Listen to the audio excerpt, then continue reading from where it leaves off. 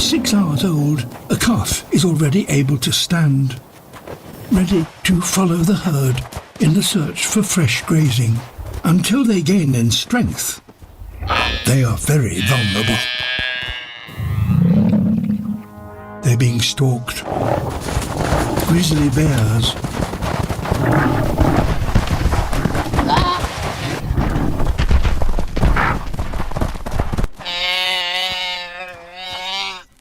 The newly born are unable to distinguish friend from foe. The bear instinctively kills every calf it can.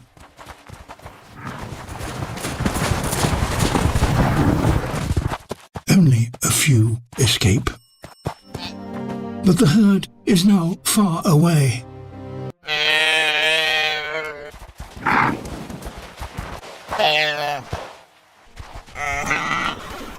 Reunited. If just a few calves survive to adulthood, the future of the herd will be secure.